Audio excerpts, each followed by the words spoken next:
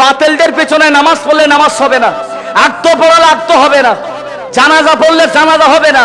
সেজন্য বাতিল আকীদাপন্থী যারা আছে তারা হক কিনা, তারা মাযহাব মানে কিনা, সাহাবী মানে কিনা, আহলে বাইত মানে কিনা, আল্লাহর ওলিদের মানে কিনা, কোরআন হাদিস ইজমা কিয়াস আল্লাহ এবং রাসূলকে পরিপূর্ণ মানে কিনা, সেই আকীদা গড়ানোর আলেম যদি না হয় তার পেছনে আপনার ইক্তেদা, তার পেছনে আপনার নামাজ শুদ্ধ হবে না।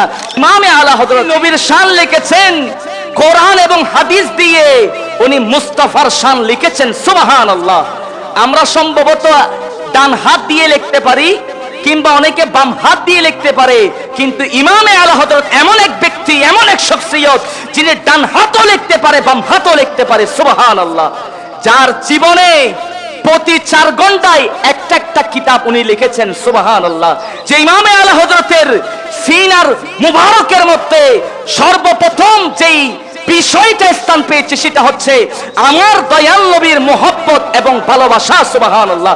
ইমামে আলা হযরত বলছে আমার এই সিনার মধ্যে এক পাশে লা ইলাহা ইল্লাল্লাহ আর এক পাশে মুহাম্মদুর রাসূলুল্লাহ সাল্লাল্লাহু আলাইহি ওয়াসাল্লাম। চিৎকার মেরে বলুন সুবহানাল্লাহ। সেই ইমামে আলা হযরত এমন এক ফতোয়ার কিতাব লিখেছেন যেটার নাম হচ্ছে আল আতায়া আন-নববিয়্যা ফিল ফাতায়া আর-রাযবিয়্যা। উচ্চ আওয়াজে বলুন সুবহানাল্লাহ। আলা হযরত বলছে আমার নবী আমাকে বলেছে, আমি আলা হযরত আমার নবী থেকে শুনে শুনে লেখা শুরু করে দিলাম। সুবহানাল্লাহ।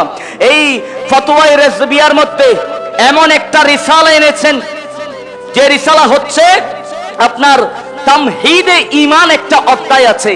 তামহিদে ঈমান অধ্যায়ের মধ্যে ইমাম আলা হযরত ফরমায়ে अगर तुम्हें पता चल जाए तुम्हारा बाप उस्ताद, तुम्हारा पीर, तुम्हारा भाई, तुम्हारा अहबाब, तुम्हारा मुलवी, तुम्हारे हाफिज, तुम्हारे मुफ्ती, तुम्हारे खतीब, तुम्हें मालूम हो जाए इन्होंने शान अक़दस की अंदर कोई खलका जुमला कह दिया, फरमाया तुमने उनके साथ ऐसा रिश्ता तोड़ना है तुम्हें उनकी नाम भी भूल जाए और तुम्हें उनकी सूरत भी भूल जाए, जहां उनकी तस्वीर आए उनसे नफरत करे, उनका नाम आ जाए उनसे नफरत करे। ইমাম আলা হযরত বলছে নবী ইশকে মুস্তাফা সুন্নিরা দেখালে তখন বলে সুন্নিরা উগ্র মেজাজি হয়ে নবীর শান বলতে থাকে।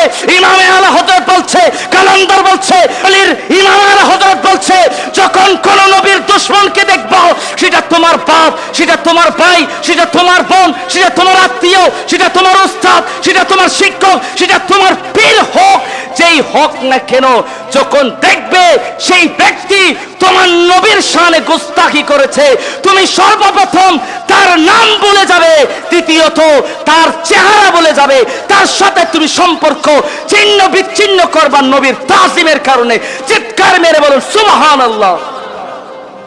সেই ইমামে আলা হযরত যদি ফতোয়া দিতে পারে নবীর শানে গুস্তাখি করলে তোমার মা বাবা আত্মীয় স্বজন পাড়া প্রতিবেশী তোমার উস্তাদ পীর মাশায়েখ যে কি হোক না কেন তাকে তোমার থেকে ছেড়ে দিতে হবে, তার নাম ভুলে যেতে হবে, তার চেহারা ভুলে যেতে হবে। গৌসে পাক হযরত ফুসাইল ইবনে আয়াস রাদিয়াল্লাহু তাআলা আনহু থেকে একটা কল নকল করেছেন। গৌসে পাকের উত্তর হচ্ছে কোন দুশমনানে রাসূলকে যখন আপনি রাস্তায় দেখবেন, কোন দুশমনের রাসূলকে যখন দেখবেন, এ সাহাবীর দুশমন, আহলে বাইতের দুশমন, ওলি আল্লাহর দুশমন, আল্লাহর দুশমন, ইসলামের দুশমন, তখন গৌসে পাক বলে তখন তুমি ওই কমবক্ত জালেমকে যে রাস্তায় দেখবে সেই রাস্তা তুমি পরিবর্তন করে ফেলবে। সুবহানাল্লাহ। সেই বাতিলদের পেছনে নামাজ পড়লে নামাজ হবে না, আক্ত পড়ালে আক্ত হবে না, জানাজা পড়লে জানাজা হবে না। সেজন্য বাতিল আকীদাপন্থী যারা আছে তারা হক কিনা, তারা মাযহাব মানে কিনা, সাহাবী মানে কিনা, আহলে বাইত মানে কিনা, আল্লাহর ওলিদের মানে কিনা, কোরআন হাদিস ইজমা কিয়াস আল্লাহ এবং রাসূলকে পরিপূর্ণ মানে কিনা, সেই আকীদা গড়ানোর আলেম যদি না হয় তার পেছনে আপনার ইক্তেদা, তার পেছনে আপনার নামাজ শুদ্ধ হবে না।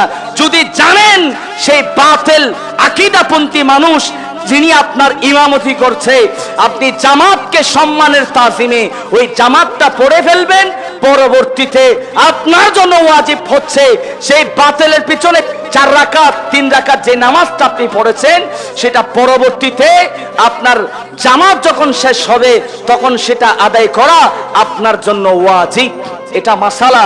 আল্লাহ পাক আমাদের সকলকে বোঝার এবং আমল করার তৌফিক দান করুন। সকলে বলি আমিন।